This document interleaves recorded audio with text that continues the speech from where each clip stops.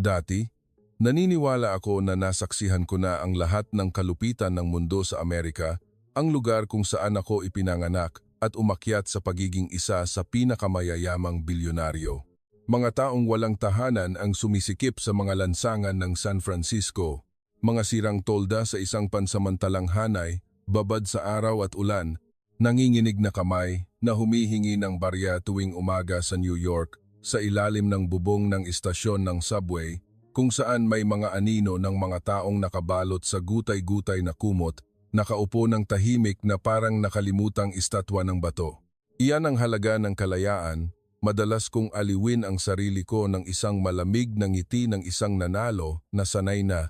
Ngunit nang lumapag ang eroplano sa Maynila, natigilan ako, halos hindi makahinga, na parang may tumusok sa aking puso.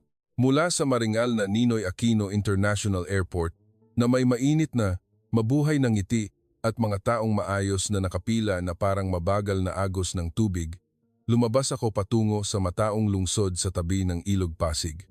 Walang ni isang anino ng pulubi, walang mga kamay na nakaabot, walang mga sirang katawan sa mataong bangketa. Nagulo ang isip ko. Ang mga kaisipang matigas, na parang may humiwa ng kutsilyo. Ang Pilipinas ay hindi isang mas mahusay na paraiso. Mas mahusay lamang itong nagtatago ng mga bakas ng kadiliman ng kahirapan.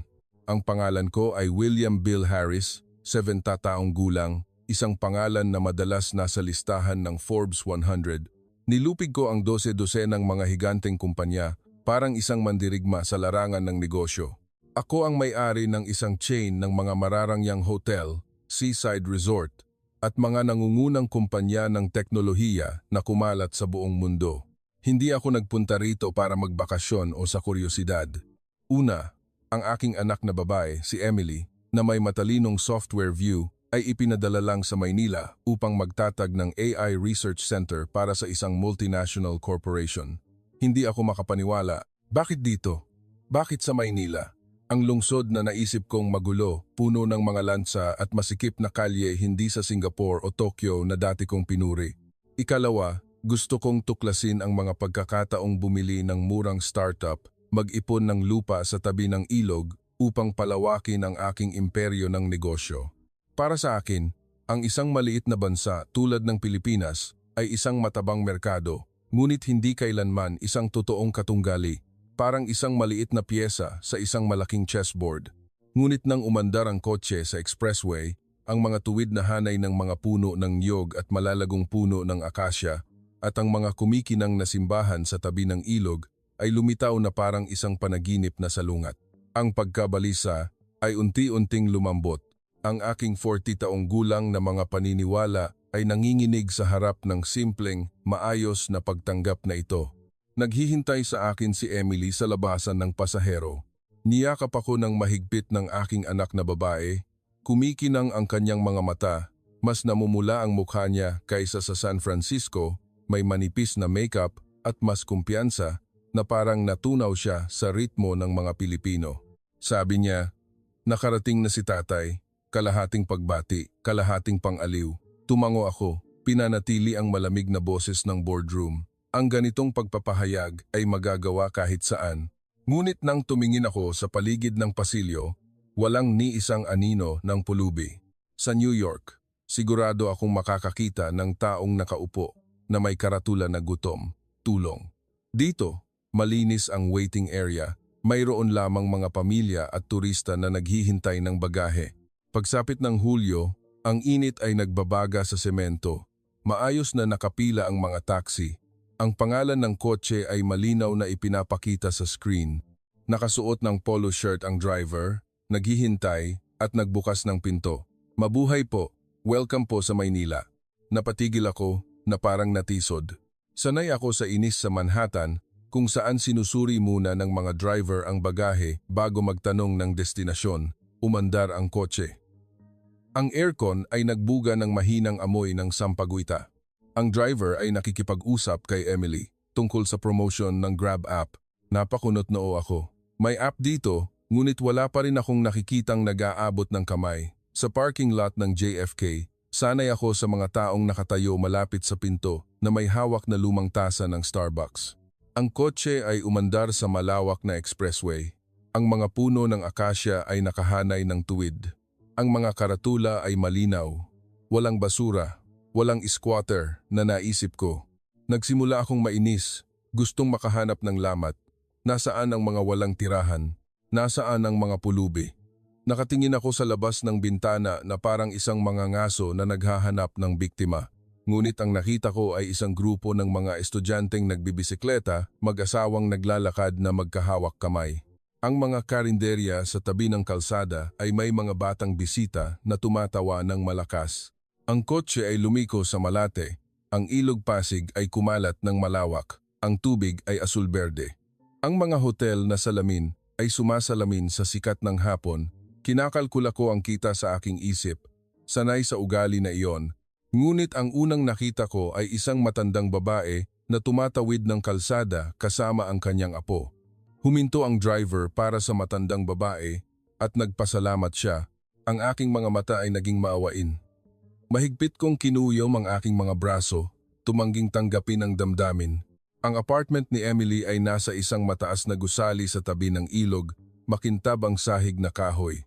Ang natural na liwanag ay bumaha sa malaking bintana. Mula sa balkonahe, nakikita ko ang buong lungsod, ang ilog Pasig, ang malalayong ulap ng hamog. Ang mga kasangkapan ay simple, moderno. Ang TV ay nakasabit sa dingding, naka-on ang Netflix. Ngumiti si Emily. Inarkila ko ito sa halagang 1.3 lang ng presyo sa Singapore. Naglakad ako, sinuri ang silid, hinaplos ang gilid ng mesa. May kakaibang kaba sa aking puso. Sa Manhattan, ang aking penthouse ay nakatanaw lamang sa lamig. Dito, naririnig ko ang mga bata na nagtatawagan sa ilalim ng kalye. Ang ilog ay nagdadala ng amoy ng lotus. Ang tunog ng mga bangka ay malapit at malayo, parang isang oyayi. Bumagsak ako sa sofa, sinusubukang manatili sa aking dating pananaw. Kailangan kong makahanap ng ebidensya. Ang Pilipinas ay hindi maaaring maging kasing ganda at maayos. Ang katotohanan ay dapat lumabas sa isang lugar. Nang inanyayahan ako ni Emily na kumain ng pansit palabok sa isang maliit na eskinita, tumango ako, kalahating sumusunod sa aking anak, kalahating nagmamasid pa. Bago umalis, tumingin ako sa lungsod sa labas ng bintana. Ang araw ay lumubog sa abot tanaw sa ilog. Ang mga ilaw mula sa mga bangka ay kumikislap sa malayo na parang mga nawawalang bituin. Napakunot noo ako. Kung ito ang katotohanan, marahil ang aking buhay ay naging mali sa lahat ng oras. Sa tanghali, hinila ako ni Emily sa isang eskinita, ilang minuto lang ang layo mula sa ilog. Tuwang-tuwa ang aking anak na babae. Kailangan mong tikman ang pansit palabok na pang Maynila. Mura ngunit walang kapantay ang lasa. Ngumiti ako. Sanay ako sa 5-star restaurant, puting tablecloth, $1,000 na wine. Paano ako sorpresahin ng isang kainan sa eskinita sa Pilipinas? Ngunit pagpasok ko, napatigil ako na parang napako. Maliwanag ang espasyo, maayos na nakahanay ang mga mesang kahoy. Ang mga kaldero ng orkidyas ay nakasabit sa harap ng pinto. Walang amoy ng pagkaagnas na naisip ko. Ang mga waiter, lalaki at babae, ay may malinis na mata, nakaiba sa walang laman na tingin ng mga taong walang tahanan sa San Francisco. Doon, nakaupo sila na humaharang sa pinto ng tindahan, may mga karatula na gutom, tulong. Dito, wala ni isa. Malinis ang bangketa, mayroon lamang mga estudyanteng nagpa-park ng kanilang bisikleta, tumatawa. Medyo nabigo ako. Nawawala ang ebidensya na hinihintay ko. Nagdala ang waitress ng mainit na mangkok ng pansit palabok, umakyat ang usok, ang amoy ng matamis at maasim na patis, malutong na chicharon at sariwang kinsay ay nag-amoy. Kinuha ko ang chopsticks, tinikman ang unang kagat. Mayaman ang lasa. Ang malambot at malagkit na noodles ay binalot ng itlog at hipon. Bawat piraso ay nagpatigil sa akin. Ang puso ko ay tumibok ng mali. Dati, nagbayad ako ng $100 para sa pasta sa Manhattan, ngunit hindi kailanman nag-iwan ng kasing lalim na lasa. Ngumiti si Emily. Sabi ko na sa iyo, Tatay, dito, ang ilang halaga ay hindi masusukat ng pera. Gusto kong makipagtalo, ngunit abala ang aking bibig sa susunod na kagat. Masarap, oo, ngunit pagkain pa rin lamang ito ng masa. Hindi ito maihahambing sa world-class fine dining. Pagkatapos kong magsalita, nakita ko ang waitress na natigilan, ngunit nakangiti pa rin ng magalang. Na-realize ko na ang mga salitang iyon ay hindi lamang pagtanggi sa pagkain, kundi pag-atake sa pagmamalaki ng buong kultura. Nang matapos ang tanghalian, kinuha ko ang aking pitaka, ngunit nag-scan si Emily ng QR code sa mesa, ting, tapos sa loob ng ilang segundo, natulala ako. Sa New York, madalas masira ang credit card machine sa gitna ng mall. Dito, sa isang karinderya sa Eskinita, lahat sila ay nagbayad sa pamamagitan ng mobile wallet. Walang naghihintay ng sukle. Lahat ay naglalakad palabas na nakataas ang ulo, may dignidad. Paglabas, ang sikat ng araw ng Hulyo ay nagbabaga sa mainit na kalye. Naglakad ako ng mabagal, nagmamasid. Sa LA, ang pinto ng ganitong uri ng tindahan ay mayroon man lang taong walang tirahan na nakabalot sa plastic bag. Dito, wala. Mayroon lamang isang lolo na nagtitinda ng gulay, mga nagpapawis na nagmamaneho ng motorsiklo, ngunit ang kanilang mga mata ay kalmado, may dignidad. Nilunok ko ang aking laway. Huwag muna maniwala, baka tinatago nila ang mga mahihirap sa isang lugar. Ngunit ang isang malalim na bahagi sa akin ay bumulong o baka iba ang katotohanan. Kinahapunan, inanyayahan ako ni Emily sa Riverside ng CCP Complex. Tumango ako, mahigpit ang aking puso na parang busog. Kailangan kong mahanap ang sirang piraso upang kumpirmahin na ang aking 40 taong paniniwala ay hindi mali. Hindi ko alam na sa tabi ng pampang na iyon makikita ko ang kadiliman na dumaan sa liwanag sa unang pagkakataon, ang pagkabigla na nagpabigla sa akin at nagpatibay sa aking lumang paniniwala. Dinala ako ni Emily sa CCP Complex. Ang promenade sa tabi ng Manila Bay ay kumalat ng malawak na parang panaginip. Ang mga puno ng niyog ay nagbigay ng lilim. Ang pulang araw ay lumubog sa abot tanaw. Ang asul na tubig ng dagat ay dumadaloy ng mabagal. Libu-libong tao ang nagpapahinga, nanonood ng night market. Ang mga mata ay malambot, ang mga bata ay naghahabulan, ang mga kabataan ay naglalaro ng volleyball. Ang mga magkasintahan ay nakasandal sa isa't isa, pinapanood ang tanawin. Sa Miami, masikip ang beach, malinaw na hati ang mga sona. Isang bahagi ay nagbabayad para sa mga turista. Ang kabilang bahagi ay may mga tolda ng mga taong walang tirahan na nakakabit sa bakod. Dito, wala ni isa. Walang nakaupo, walang lumang tolda na humaharang sa daan. Nakatingin ako ng matagal. Ang aking mga mata ay nagsuri sa grupo ng mga tao na parang isang detective na naghahanap. Umupo ako sa isang batong upuan. Ang simoy ng hangin mula sa dagat ay nagdala ng mahinang amoy ng asin. Sandali, isang kakaibang kapayapaan ang kumalat sa aking puso sa Central Park. Kung uupo ako sa ganitong upuan, may agarang iaabot ang kamay o isang sirang katawan na nakabalot sa kumot. Dito, ang mga upuan ay puno ng mga taong nakikipag-usap, kumakain ng turon, banana spring roll, tumatawa ng malakas. Tumingin ako sa paligid, gustong makahanap ng pamilyar na larawan tulad ng Amerika, ngunit wala akong nakita. Ang aking 40 taong gulang na mga paniniwala ay nanginginig dahil lamang sa baybayin na ito. Ano ang nakikita mo, tatay? Tanong ni Emily. Ang kanyang mga mata ay kumikinang na parang bituin. Sumagot ako ng mabilis na parang pinapawi ang kahinaan sa aking puso. Maganda, ngunit panlabas lang siguro. Ngumiti ang aking anak na babae, hindi nakipagtalo, alam na kailangan ko ng ebidensya bago ako sumuko. Umalis kami sa CCP Complex, naglakad sa kahabaan ng Malate. Madilim na ang kalangitan. Ang mga ilaw ay kumikislap. Ang salamin sa ilog ay isang mahabang gintong linya. Ang dalawang gilid ng ilog ay matao sa mga tindahan. Ang tunog ng musikang Pinoy ay umalingaw-ngaw. Ang mga tao ay nagtatawagan. Ang mga jeepney ay nakapila na parang pulso ng lungsod. Inihambing ko ang Pilipinas sa NYC. Ang mga neon light ay maliwanag, ngunit ang maliit na eskinita ay may hanay ng mga taong walang tirahan na nakahiga sa karton. Dito, sinuri ko ng paulit-ulit. May mga nagtitinda, may mga bata na tumutulong sa kanilang mga magulang na magligpit ng mga mesa, ngunit lahat ay nagtatrabaho. Walang nakaupo na nakaabot ang kamay, naghihintay ng barya. Nagsimula akong magbigay ng opinyon, At bigla, nangyari ang nakakagulat na imahe. Isang dalaga ang tumigil sa tabi ng kalsada, nakatutok ang mata sa kanyang cellphone.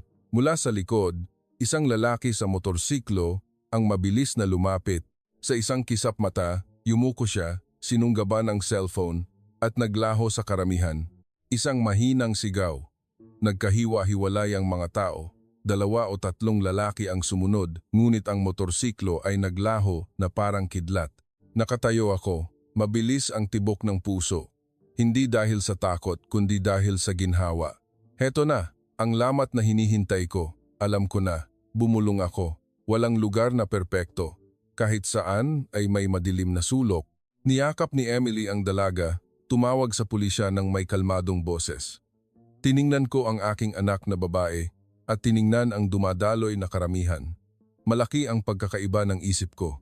Sa Amerika, ang kahirapan ay hayag sa pamamagitan ng mga hanay ng mga taong walang tirahan. Dito, ang kahirapan ay nagtatago sa pamamagitan ng biglaang pagnanakaw.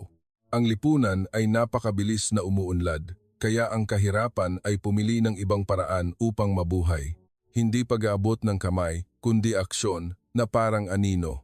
Umalis kami sa tabi ng ilog ng tahimik pabalik sa apartment. Bumagsak ako sa sofa, pinagmamasdan ang maliwanag na lungsod. Nagbuhos ng tubig si Emily at mahinang nagsalita, "Tatay, kahit saan ay may problema. Ngunit huwag mong tanggihan ang lahat ng liwanag dahil lamang sa isang madilim na sulok." Hindi ako sumagot. Ang aking ulo ay umalingaw-ngaw pa rin sa tunog ng motor at ng cellphone na naglaho. Naalala ko ang mga larawan noong araw, ang modernong airport, ang komportabling apartment, ang mataong ilog na walang pulubi, at pagkatapos ay ang pagnanakaw na pumasok upang sirain ang lamat. Mahigpit kong kinuyom ang braso ng upuan, sinusubukang manatili sa aking pananaw. May kadiliman sa likod ng liwanag. Hindi naiiba ang Pilipinas. Nang gabing iyon, inanyayahan ako ni Emily sa isang rooftop bar sa Makati, sa gitna ng lungsod. Napakunot noo ako. Sanay ako sa pag-inom sa mga rooftop sa New York o Las Vegas, kung saan ang cocktail ay kasing presyo ng isang marangyang pagkain. Hindi ako naniniwala na ang Maynila ay magpapamangha sa akin. Mabagal na umakyat ang elevator. Ang hangin sa gabi ay humihip. Ang pinto ay bumukas. Ang lungsod ay kumalat sa harap ko. Ang Manila Bay ay kumikinang. Sa malayo, ang mga ilaw ng barko ay kumikinang. Napahinga ako ng malalim. Kahit gusto kong tanggihan, kailangan kong aminin. Ang tanawin na ito ay hindi mas mababa sa mga ipinagmamalaki ko sa aking mga kaibigang bilyonaryo. Nag-order si Emily ng ube mocktail. Pumili ako ng red wine. Ang waiter ay nagbuhos ng propesyonal. Ang kanyang kamay ay maayos tulad ng sa Manhattan. Pinaikot ko ang baso. Ang ilaw ay sumasalamin ng isang mahabang pulang linya sa salamin. Sa ilalim, ang mga kotse sa tulay ay dumadaloy ng tuloy-tuloy. Ang mga ilaw ay parang mga bituin na nahuhulog. Nagsimula akong makaramdam ng pag-iisa na parang naligaw sa isang disyerto. Kapag tiningnan ko mula sa ganoong taas, ang liwanag ay kontaminado ng mga itim na anino. Ang mga tolda ng mga taong walang tirahan ay nakahanay, mga grupo ng tao na nakapalibot sa mga portable gas stove, nakabalot sa kumot sa harap ng mga mararangyang hotel. Dito, kahit gaano katagal ako tumingin, wala akong nakita. Naghintay ako, naghahanap ng isang bubong na may nakabalot na tao, ngunit ang nakita ko ay mga tindahan na maliwanag, mga bata na tumutulong sa kanilang mga magulang na magligpit ng mga upuan, na parang ang buhay ay dumadaloy ng tuloy-tuloy. Naguluhan ako, sa Amerika, sila ay nagpapalimos. Dito, sila ay nagtatrabaho. Ang pagkakaiba ay nagparamdam sa akin ng pagkabalisa na parang ginigising ako. Ang ganda, hindi ba tatay? Sumandal si Emily sa rehas. Ang hangin ay humihip sa kanyang buhok. Ngumiti ako. Oo, maganda, ngunit mas maganda, mas peke, parang kalasag upang protektahan ang aking isip. Hindi nakipagtalo si Emily. Ngumiti lang ng mahina na parang alam niyang hindi pa ako handang tumanggap. Sa paligid namin, ang mga batang Pilipino, nakasuot ng simple ngunit matikas na damit, ay matatas magsalita ng Ingles, nakikipag-usap tungkol sa AI application, data mining, startup funding. Napakunot noo ako. Akala ko sanay ang mga Pilipino sa murang trabaho. Ngunit dito, sa rooftop bar na ito, pinag-uusapan nila ang world-class technology. Ang aking puso ay umalingaw-ngaw sa nakakainis na tanong. Mali ba ang tingin ko o ito ay isang maskara lamang para sa mga mapalad? Inubos ko ang aking baso, pinagmamasdan ang maliwanag na lungsod na parang isang pansamantalang paputok. Sa isang iglap, naramdaman kong nakatayo ako sa isang malinaw na salamin. Ang magandang liwanag ay kumalat ng malawak, ngunit sa ilalim ng aking mga paa ay isang madilim na walang laman, naghihintay na lamunin ako. Alam kong sa sandaling magkamali ako, lalabas ang madilim na anino tulad ng pagnanakaw kaninang hapon. Hinawakan ni Emily ang aking balikat. Bukas, gusto kong dalhin ka, tatay, upang bisitahin ang isang ordinaryong pamilya. Hindi isang rooftop bar, hindi isang mataas na apartment. Doon, makikita mo ang ibang panig ng Pilipinas. Tumawa ako. Paano mababago ng isang maliit na bahay ang pananaw ko? Napaka-inosente. Hindi sumagot ang aking anak na babae. Tumingin lang ng diretso. Isang kalmadong ngiti na parang tubig na hindi gumagalaw. Dinala kami ng elevator pababa. Ang musika ay naglaho. Ang hangin sa gabi ay humihip sa aking kwelyo. Paglabas sa kalye, tumingala ako sa maliwanag na gusali. Tinanong ko ang sarili ko, sa likod ng mga ilaw na ito, mayroon bang nanginginig, naghahanap ng matutulugan? Ang hindi makita ay hindi nangangahulugang wala. Ang kaisipang iyon ay kumapit, parang isang pain reliever na kumakain. Ang gabi sa Maynila ay maliwanag, ngunit sa aking puso, ang madilim na anino ay hindi pa nawawala. Sanay ako sa mga Michelin star na restaurant, sa puting tablecloth na nakakatakot. Ngunit ngayong gabi, dinala ako ni Emily sa isang maliit na eskinita sa Tondo, malapit sa Ilog Pasig. Ang daanan ay kasya lamang para sa 2 motorsiklo na magkahiwalay. Sa magkabilang gilid, maayos na nakahanay ang 3 palapag na bahay. Bukas ang mga pinto. Ang tunog ng mga kaldero na nagbabanggaan ay umalingaw-ngaw, parang mabagal ngunit tuloy-tuloy na hininga ng buong komunidad. Umakyat ako sa hagdan ng bahay na may kulay berdeng liwanag. Ang amoy ng maasim at maanghang na sinigang ay nag-amoy bago ang pagbati. Mabuhay po! Tuloy po kayo! Inabot ng isang lalaki ang kanyang magaspang na kamay, parang isang mangingisda. Siya ay si Kuya Ben, nagtatrabaho sa pantalan ng Ilog Pasig. Ang kanyang asawa, si Nanay Meli, ay naghihiwa ng gulay, nagluluto ng sabaw. Ang 2 bata ay naghuhugas ng kamay, tumatawa ng malakas, parang mga ibon na umaawit sa umaga. Tumayo ako, nahihiya sa tumpok ng tsinelas na nakahanay sa harap ng pinto. Nagbigay ng senyales si Emily. Tinanggal ko ang aking sapatos, nagsuot ng tsinelas na parang naghihintay sa akin. Ang hapunan ay nakahanda sa isang simpleng mesang kahoy. Isang pula na mangkok ng sinigang, isang dilaw na plato ng pansit, at isang malutong na berdeng mangkok ng kinilaw. Ang bawat ulam ay parang isang maikling kwento. Sanay ako sa maasim masalimuot na lasa ng fine dining. Dito, ito ay simple ngunit kakaibang mayaman, parang isang damdamin na lumalalim. Kumuha ako ng hipon. Ang maasim matamis na lasa ay bumalot sa aking dila. Bigla kumain ako ng napakabilis. Ngumiti si Nanay Meli ng malumanay. Dahan-dahan lang po, kainin ninyo ng masarap. Tumango ako. Nahihiya na parang estudyanteng sinaway. Habang kumakain, tumingin ako sa paligid. Walang nagpapalimos sa harap ng pinto. Sa Manhattan, ang aking restaurant ay kailangang umupa ng guwardiya upang itaboy ang mga taong walang tirahan na humihingi ng pera mula sa mga bisita. Dito, masikip ang eskinita, magkatabi ang mga bahay, ngunit naririnig ko lamang ang tunog ng mga plato at ang mga tao na nagtatawagan. Nakalabas sa aking bibig ang tanong, ayon sa aking ugali na mag-imbestiga. Naglalakad ako ng ilang araw, halos wala akong nakitang pulubi. Kumuha ng hipon si Kuya Ben para sa akin. Minsan, may mga taong naghihirap. Ngunit alam ng lahat sa kapitbahayan na ito kung sino ang nangangailangan. Tulungan upang walang kailangang lumabas sa kalye at umabot ng kamay. Mahina siyang nagsalita, parang isang ordinaryong bagay. Ngunit ang mga salitang iyon ay mabigat sa aking puso. Sa mundo na kinalakhan ko, ito ay personal na pagpili. Kalayaan, kailangan ding panagutan ang sarili. Naglagay si Nanay Meli ng bagong mangkok ng sawsawang, malambot ang boses. Ang kalayaan ay maganda, ngunit kung gutom, kailangan niyang gumapang. Dito, hindi namin hinahayaang gumapang ang sinuman ng mag-isa. Hindi ito isang pilosopiya, kuwento lamang ito ng bigas. Ngunit ang mga salitang iyon ay tumusok sa madilim na sulok na matagal ko nang itinago. Sa isang iglap, ang kapitbahay ay nagdala ng isang plato ng turon.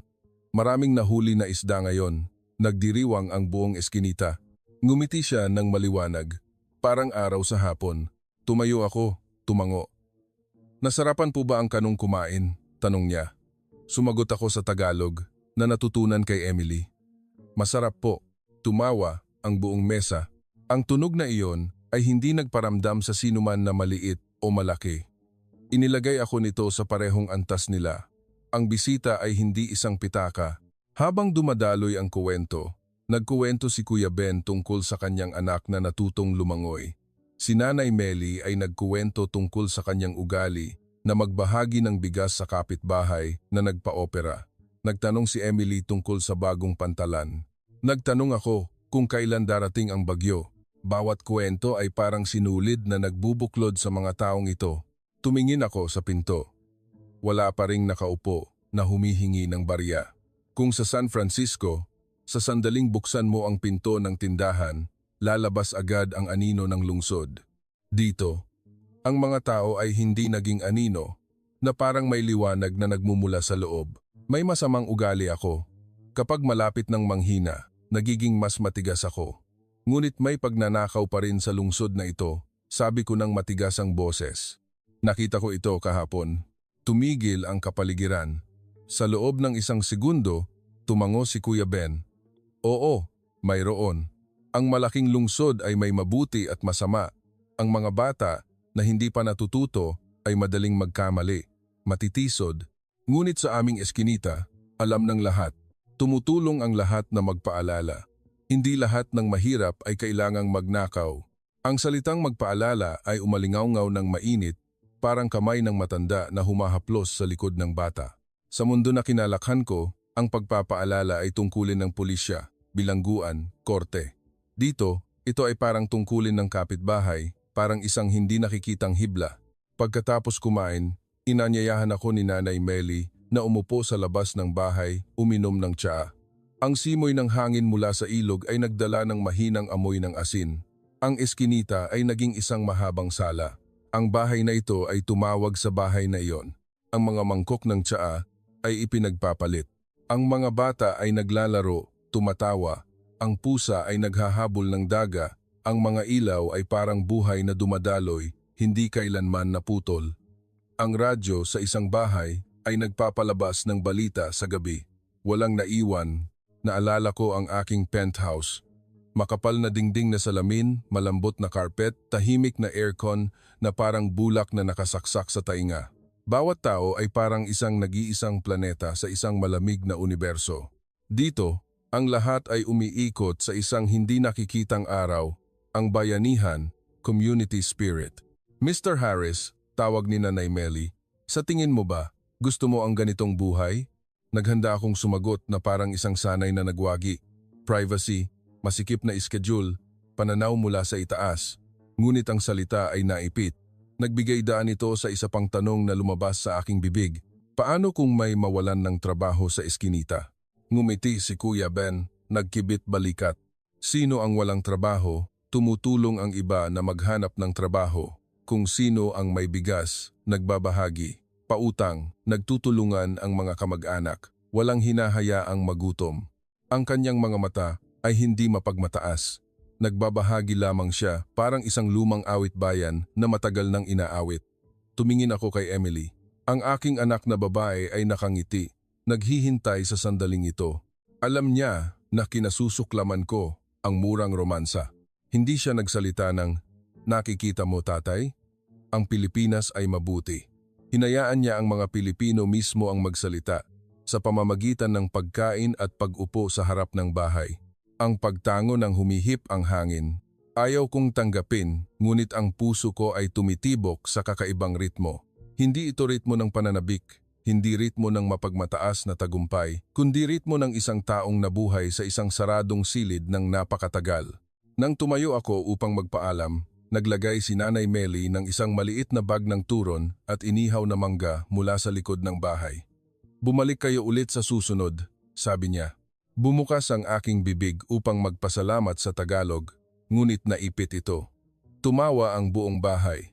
Ang tunog na iyon ay naghatid sa akin hanggang sa dulo ng eskinita. Ang hangin ay nagdala ng amoy ng dahon ng kalamansi. Tumingin ako. Bukas pa rin ang bintana, walang rehas, na parang takot sa mundo sa labas. Sila ay nasa gitna ng isa't isa. May likod, may harap.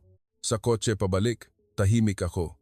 Ang lungsod ay maliwanag, ngunit ang liwanag ay masakit sa aking mga mata na parang sanay na sa dilim. Sa Union Square, ang nagyayelong lilim ng New York, mula hapon hanggang gabi, wala akong nakitang kamay na nakaabot upang magpalimos. Sa halip na kamay na nakaabot, may kamay na nag-aalok ng bigas, isang tasa ng tubig, tumutulong sa bata na natisod sa hagdan. Dati, naniniwala ako na ang yaman ay mga numero sa balance sheet. Ngayong gabi, ang yaman ay ang harap ng bahay na kasya sa maraming tao upang umupo. Mahinang tanong ni Emily, "Okay ka lang, tatay?" Tumango ako. Gumaan ang aking likod.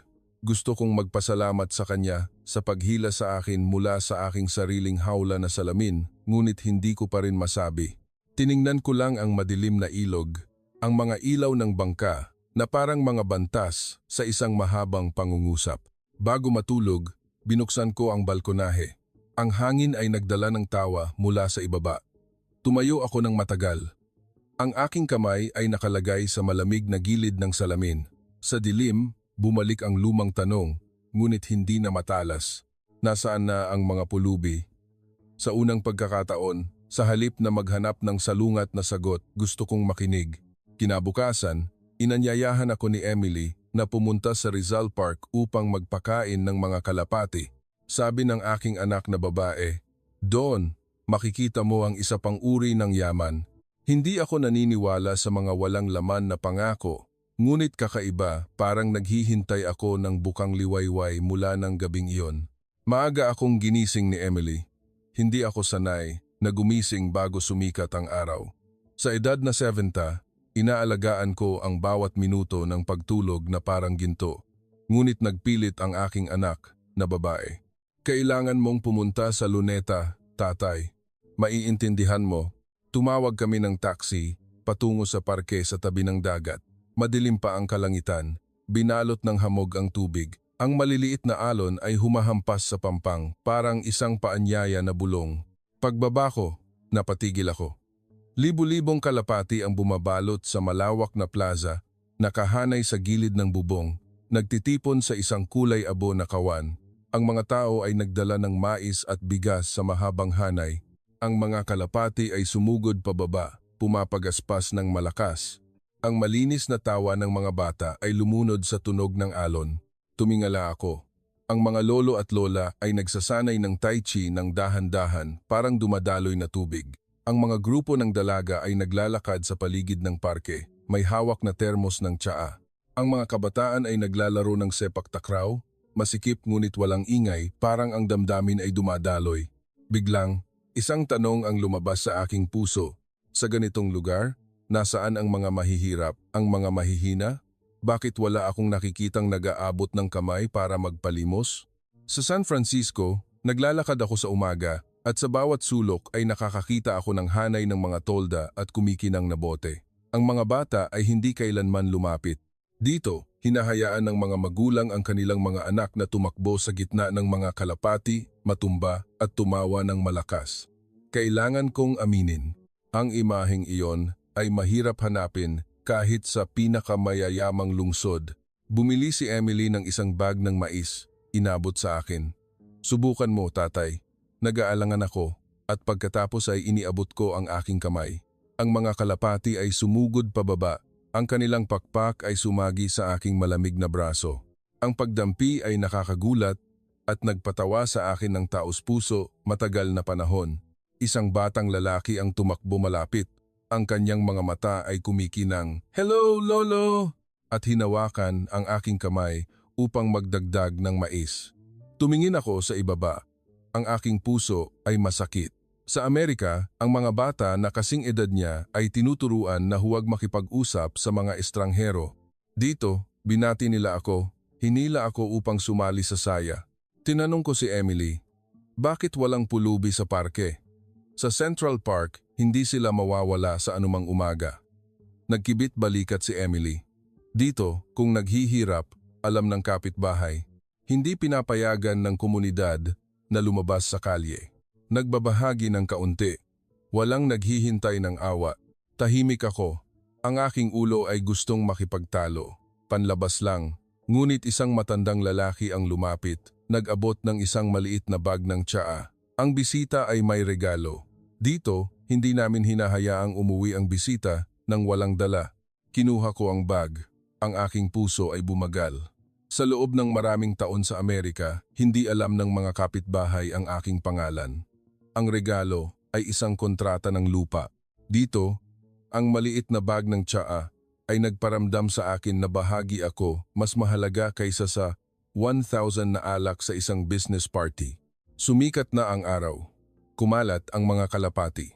Ang tunog ng mga kotse ay umalingaw-ngaw sa malayo. Bumagsak ako sa isang batong upuan, pinagmamasdan ang kumikinang na dagat. Ang aking ulo ay kumapit pa rin sa aking pananaw. Kailangan mayroong mga mahihirap sa isang lugar na hindi ko pa nakikita. Ngunit isa pang boses ang bumulong. O baka ang kahirapan dito ay naging paggawa, pagbabahagi, pagkakakonekta. Nasa isang kakaibang bangayan ako. Pabalik, mahinang nagsalita si Emily. Tatay, hindi ko inaasahan na magbabago ka agad. Gusto ko lang na makita mo ang katotohanan.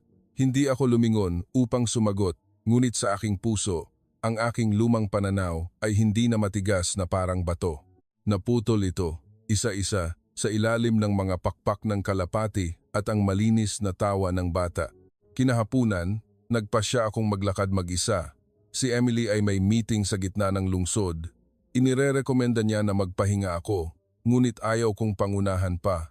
Kailangan kong mag-imbestiga sa sarili ko, maghanap ng ebidensya upang kumpirmahin ang katotohanan. Hindi maaaring maging kulay rosas ang lungsod na ito. Sa nakita ko sa loob ng maraming araw, naglakad ako sa kahabaan ng malawak na kalye ng Malate. Ang araw ay tumagilid, nagbato ng kulay kahel sa mga matataas na gusali ng hotel at ang mga puno ng niyog na humihip. Ang tunog ng alon ay nahalo sa kakatuwang ritmo ng busina. Sinulyapan ko ang maliit na eskinita. Wala pa ring nakabalot, nag-aabot ng kamay. Mayroon lamang mga tindahan, mga bata na naglalaro, mga lolo't lola na nakaupo, umiinom ng tsaa sa harap ng bahay. Naiinis ako, parang isang mangangaso na hindi mahanap ang biktima. Tumigil ako sa isang kapehan sa tabi ng kalsada. Ang mga berdeng plastik na upuan ay nakahanay ng magkatabi. Nag-order ako ng kape barako na may yelo. Sinabi sa akin ni Emily na subukan ito. Ang may-ari, isang payat na lalaki sa gitna ng edad na may malinaw na mga mata, ay nagdala ng baso at nagtanong ng may kuryosidad. Galing po kayo sa Amerika? Tumango ako. Umupo siya sa tabi ko, parang isang matandang kaibigan. Nag-usap kami. Nagtanong ako ng diretsyo. Bakit ako naglalakad ng ilang araw? Halos wala akong nakikitang pulubi. Sa amin, ang mga parke at istasyon ng tren ay puno ng mga taong walang tirahan. Ngumiti siya ng malungkot. May mga mahihirap din dito, ngunit magkakakilala kaming lahat. Ang bahay na naghihirap, tinutulungan ng ibang bahay. Ang mga mayayaman ay tumutulong, ngunit walang hinahayaang umupo sa tabi ng kalsada. Kung grabe ang hirap, nagluluto ng lugaw ang mga boluntaryo, nagbabahagi ng pagkain, kaya bihirang may naghihintay na magpalimos. Uminom ako ng kape. Ang mapait na lasa na hinaluan ng matamis na gatas ay kumagat sa aking dila, ngunit nag-iwan ng isang cool na pakiramdam. Naalala ko ang isang kapitbahayan sa Los Angeles kung saan kailangang magtayo ng bakod ang gobyerno laban sa mga taong walang tirahan na umaapaw sa daanan. Doon, walang laman ang mga mata. Dito, ang mga mata ay may pagkakakonekta. Gusto kong makipagtalo, ngunit ang dahilan sa aking ulo ay naglaho na parang usok ng kape. Umalis ako sa tindahan. Tumawag ako ng jeepney pabalik sa gitna ng lungsod. Ang driver, isang 40 taong gulang na payat na lalaki, ay ngumiti ng magalang. Alam niyang Amerikano ako. Tuwang-tuwa siyang nagkuwento. Dati, ako ay isang factory worker. Ngayon, nagmamaneho ako ng ganitong kotse araw-araw, sapat na upang pakainin ang aking asawa at mapag-aral ang aking anak. Tinanong ko, may pagnanakaw ba? Oo, mayroon. Ngunit inaalagaan kami ng kumpanya ng maayos. Nakakapagod, ngunit mas mahusay kaysa sa nakaupo lang. Sa kabutihang palad, sa aming eskinita, lahat ay mapagmahal. Kung kaunti ang pasahero sa isang araw, nagbabahagi ng bigas ang mga kapitbahay. Walang hinahayaang magutom. Ang aking puso ay kumirot. Sa aking ulo, ang kahirapan ay nauugnay sa pag-iisa. Dito, ang kahirapan ay nauugnay sa kamay na nakaabot mula sa gilid parang isang hibla. Huminto ang kotse. Naglakad ako, dumaan sa isang maliit na krusada. Isang estudyanteng babae na nakasuot ng uniforme ng kapehan ang nakatayo, nagpupunas ng karatula ng tindahan. Nakita niya ako at ngumiti. Nagtanong ako ng hindi siguradong, "Nag-aaral ka? Bakit nagtatrabaho ka pa ng part-time?" Sumagot siya ng matatas sa Ingles. Para makapagbayad ng tuition. Mahal ang Maynila, ngunit kung masipag, makakaya. Ganyan din ang mga kaibigan ko. Tumutulong sa sarili, ngunit hindi nag-iisa. At idinagdag niya, lahat kami ay natatakot sa pagnanakaw, ngunit handa kami. Ang lungsod na ito ay malupit. Nagtuturo sa amin na maging matatag. Ang kanyang boses ay malinaw. Ang kanyang mga mata ay maliwanag, ngunit ang kanyang mga salita ay puno ng determinasyon. Tumango ako. Naalala ko ang mga teenager sa Amerika na sumusuko pagkatapos ng isang beses na pagkatisod. Dito, tinitingnan nila ang pagkatisod bilang isang aralin, parang isang lotus na lumulutang sa tubig. Dumilim na. Bumagsak ako sa isang plastic na upuan sa labas ng tindahan ng kape. 50 lang ang iced coffee. Nagkuwento ang may-ari. Minsan, nagkasakit ang kapitbahay. Nagtulungan ang komunidad na makalikom ng pera para sa ospital na walan ng trabaho. Nagpalitan ng pagluluto ng bigas ang mga kapitbahay. Mahina siyang nagsalita, parang hininga. Dito, ang mga kapitbahay ay parang pamilya. Kaya, bihirang may nakikitang pulubi sa tabi ng kalsada. Sa unang pagkakataon, ang sagot ay lumabas ng malinaw. Hindi na kailangan ng palamuti.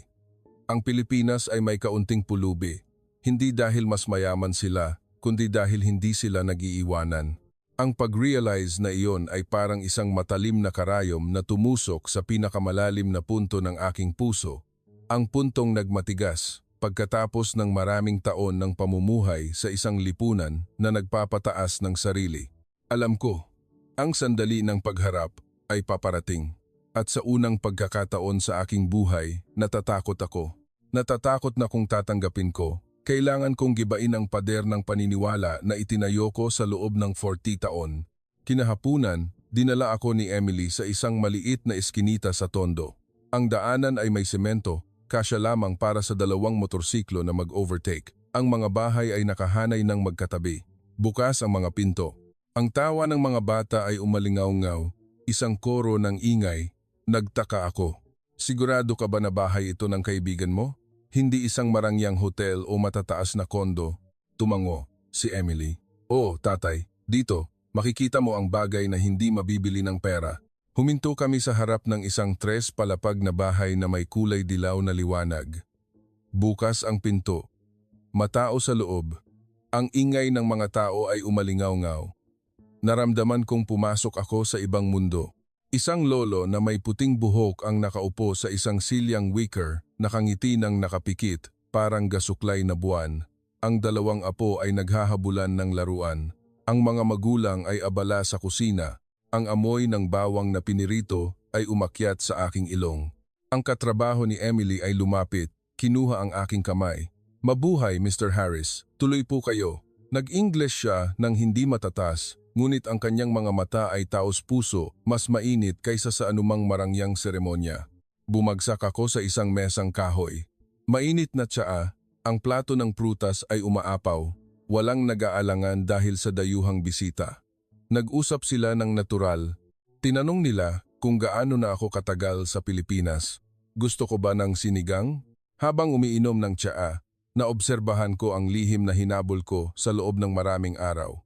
Nandito ito. 3 henerasyon ang naninirahan ng magkasama, nagbabahagi ng pagkain, nagbabahagi ng tawa, nagbabahagi ng pasanin. Sa Amerika, naghihiwalay ang mga anak paglaki. Ang mga magulang ay pumupunta sa retirement home. Bawat isa ay parang isang nag-iisang planeta sa isang malamig na universo. Dito, sila ay magkakaugnay, parang isang galaxy sa paligid ng isang sentro. Tinanong ko, bakit hindi kayo maghiwalay para maging mas komportable? Tumawa siya. Dito, pinipili ng maraming pamilya na manirahan ng magkasama. Ang mga lolo't lola ay nagbabantay sa mga apo. Nagtatrabaho ang mga magulang. Ang mga bata ay lumaki sa yakap ng pamilya. Nagbabahagi ng pasanin upang walang mahuhulog, dahan-dahang idinagdag ng lolo. Dati, mahirap kami. Maraming nagbahagi ng kamote. Ngayon, mas maayos na. Ngunit nananatili ang kaugalian na iyon, walang hinahayaang lumabas sa kalye. Ang mga simpleng salitang iyon ay nagpahirap sa akin. Naalala ko ang mga kalye ng San Francisco, ang mga taong walang tirahan na nakabalot sa ilalim ng bubong. Ang mga tao ay naglalakad parang hindi nakikita. Dati, naniniwala ako na iyon ay personal na pagpili, ang halaga ng kalayaan. Ngunit dito, nagsimula akong magtaka. Ang tunay na kalayaan ba ay nangangahulugang pag-iisa? Ang hapunan ay parang isang awit bayan. Ang tunog ng mga kaldero, ang tawa ng mga bata. Nagkuwento ang lolo tungkol sa digmaan. Nagpaalala ang lola sa mga apo na kumain ng mas maraming gulay. Nakaupo ako sa gitna ng ingay. Ang aking puso ay kakaibang walang laman. Buong buhay ko sa isang marangyang penthouse, ngunit hindi ko kailanman naramdaman ang simpleng init na ito. Hahawakan ko na sana ang aking cellphone upang kumuha ng larawan. Nang kumatok ang kapitbahay sa pinto, nagdala ng isang plato ng kakanin. May bisita. Kaya makikigalak din kami. Ngumiti siya ng malumanay. Tumayo ako nang hindi sigurado. Sa Amerika, hindi alam ng mga kapitbahay ang aking pangalan. Ang buong mesa ay tumawa ng malakas. Parang isang hindi kapani-paniwalang kuwento. Pagkatapos kumain, dinala ako ng lolo sa balkonahe sa 2nd floor. Ang dilaw na ilaw ay tumama sa eskinita. Naglalaro pa rin ang mga bata. Nag-uusap pa rin ang mga matatanda. Parang ang buhay ay hindi kailanman humihinto. Sabi ng lolo, dito, kung sino ang naghihirap, tinutulungan ng ibang bahay. Iyan ang dahilan kung bakit bihirang makakita ng pulubi. Ang kanyang boses ay kalmado, parang batas ng kalikasan. Naging tahimik ako. Hinabol ko ang ebidensya upang protektahan ang aking pananaw. At ngayon, ito ay nasira. Ang sagot ay hindi ang maliwanag na kalye o ang rooftop bar, kundi dito, ang 3 bahenerasyong bahay. Ang hindi nakikitang pagkakakonekta na hindi ko kailanman nakilala. Pabalik, tiningnan ako ni Emily. Ang kanyang mga mata ay nag-iimbestiga. Ano ang iniisip mo, tatay? Hindi ako sumagot kaagad. Ang aking puso ay nag-aalangan sa pagitan ng panghihinayang at paggising. Panghihinayang na ginugol ko ang aking buhay sa paniniwala sa isang malamig na lipunan. Paggising dahil baka natagpuan ko ang sagot sa tanong na dinala ko mula noong unang araw. Bakit mas kaunti ang pulubi sa Pilipinas kaysa sa Amerika? Nang gabing iyon, hindi ako makatulog. Ang matataas na apartment ni Emily, ang malinaw na salamin ay tumitingin sa lungsod. Ang Maynila ay kumikinang. Ang mga kotse ay dumadaloy na parang ilog ng liwanag. Ang tunog ng busina ay umalingaw-ngaw sa malayo, parang pulso ng lungsod na hindi natutulog. Bumagsak ako sa bintana, ang baso ng red wine sa mesa. Ang liwanag ay sumasalamin ng isang mahabang pulang linya sa salamin. Naalala ko ang pagkain sa 3 henerasyong bahay, ang tawa ng mga bata, ang mga matatanda na nagkukuwento, ang kapitbahay na kumatok upang magdala ng kakanin, ang mga mata ng lolo. Walang hinahayaang lumabas sa kalye, ang mga salitang iyon ay umikot, tumama sa pananaw na yakap ko ng matagal. Sa Amerika, tinawag namin itong kalayaan, tagumpay na nagtataas ng sarili, pagbagsak na tumatanggap ng sariling kaparusahan. Hinihikayat ng lipunan ang kompetisyon, pagkamalikhain, ngunit pinababayaan ang mga mahihina. Dati, naniniwala ako na iyon ang pinakamahusay na modelo. Ang Amerika ay isang superpower, nagpapatunay nito. Ngunit mula sa bintana na ito, pinagmamasdan ang mga kalmadong tao sa ilalim ng dilaw na ilaw, ang matalas na tanong. Ang sibilisasyon ba ay sinusukat sa GDP at teknolohiya? O sinusukat ito sa paraan ng pagprotekta ng tao sa isa't isa, hindi hinahayaang mahulog? Naalala ko ang mga kalye ng San Francisco. Ang mga tolda ng mga taong walang tirahan ay parang mahabang sugat. Dumaan ako ng libu-libong beses. Minsan umiiwas. Minsan naghahagis ng barya upang gumaan ang aking loob. Hindi ko kailanman naisip na umupo at makinig sa kanilang mga kwento. Sinasabi ko sa sarili ko na iyon ang kanilang pagpili. Ngunit nang marinig ko ang Pilipino na nagsasabing, walang hinahayaang umupo sa tabi ng kalsada, ang pagdadahilan na iyon ay naging malupit. Ang aking ulo ay nakikipagtalo. Isang pamilyar na boses ang umalingaw-ngaw. Huwag kang maging tanga. Panlabas lang ito. Makikita mo ang kadiliman. Huwag mong iwanan ang iyong paniniwala sa buong buhay dahil sa isang sandali. Ngunit isa pang boses, mas mababa, mas matiyaga, ang bumulong. Nakita mo na, hindi sila kasing yaman ng Amerika, ngunit hindi sila nagiiwanan. Hindi ba iyon isa pang uri ng yaman? Tumayo ako, binuksan ang balkonahe. Ang hangin mula sa ilog ay humihip. Ang amoy ng asin ay malayo. Ang Manila Cathedral ay kumikinang na parang gintong tore. Naalala ko ang kuwento ni Kuya Ben, nawalan ng trabaho, tinulungan ng komunidad ng bigas, pera, subukang isipin sa New York.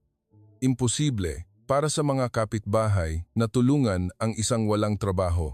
Hindi man lang nila alam ang pangalan ng isa't isa. Bigla, naalala ko ang aking pagkabata. Ang aking lolo ay nakipaglaban sa digmaang Pilipino-Amerikano, bumalik na may madilim na kwento. Sa buong kabataan ko, dinala ko ang imahe ng isang sirang, kinasusuklamang Pilipinas. Ang mga impormasyon ay nagkakasalungatan. At ngayon, nakaupo ako sa gitna ng maliwanag na lungsod. Ang aking puso ay nanginginig, parang nakatingin sa salamin at nakikita ang ibang mukha. Bumalik si Emily ng gabi, nakita akong gising. Umupo siya sa tabi ko, nag-abot ng isang tasa ng mainit na tsaa sa halip na alak. Nakita mo na, hindi ba, tatay? Hindi kasing yaman ng Amerika dito, ngunit may ibang uri ng kaligayahan. Hindi ako sumagot kaagad. Tiningnan ko ang aking anak na babae. Naalala ko ang araw na nagpasya siyang magtrabaho sa Pilipinas. Halos magalit ako. Maninirahan ka ba sa isang bahay na gawa sa kawayan? Ngayon, ako ang natututo ng pinakamalaking aral sa buhay. Bumuntong hininga ako. Siguro, nagkamali ako. Ngunit mahirap tanggapin. Buong buhay ko ay naniwala ako sa sistema. Kung iwanan ko, ano ang matitira? Hinawakan ni Emily ang aking kamay. Ngumiti siya. Ang katotohanan, tatay. At ang katotohanan ay nagpapalaya, hindi nagkukulong. Ang mga salitang iyon ay parang martilyo na tumama sa akin. Matagal akong nakaupo. Ang aking puso ay nag-aalab sa isang damdamin na walang pangalan. Kalahati ay gustong kumapit sa pader ng pagmamataas. Kalahati ay naghahangad na bumitiw, maging kasing gaan ng tawa ng mga bata sa gitna ng mga kalapati kaninang umaga. Nang sumandal ako upang matulog, nakapikit ang aking mga mata. Ang mga larawan ay nagpatong-patong. Ang mataong ilog na walang tolda, ang trahenerasyong bahay, ang tawa sa luneta, ang pagpagaspas ng pakpak ng kalapati. Ang lugar kung saan ako tumawa nang nakalimutan ang sarili ko. Naiintindihan ko, nakatayo ako sa isang mahalagang sangandaan. Tatalikod ba ako? Kumapit sa aking pananaw? O lalakad ako upang hawakan ang katotohanan na maaaring magpabago sa akin magpakailanman? Ang huling araw ko sa Maynila. Nakaupo ako ng tahimik sa bintana ng apartment ni Emily. Ang lungsod sa ibaba ay maliwanag. Ang mga kotse ay dumadaloy na parang ilog ng liwanag. Ang tunog ng busina ay umalingaw-ngaw. Ang hangin mula sa ilog ay pumasok sa siwang ng pinto. Naramdaman kong nakatayo ako sa sangandaan ng aking buong buhay. Naalala ko ang mga sandali sa loob ng ilang linggo. Ang modernong airport hindi mas mababa sa LA. Ang pansit palabok na mura ngunit masarap. ang mataong ilog na walang pulubi, ang pagnanakaw na nagpatibay sa aking lumang pananaw, at pagkatapos ay ang pagkain sa tratlang henerasyong bahay, ang tawa ng mga bata, at ang luneta kasama ang mga kalapati na tumatawa ng parang mga bata. Dumating ako na may paniniwala na bakal. Ang bansang ito ay mahirap, luma, madilim.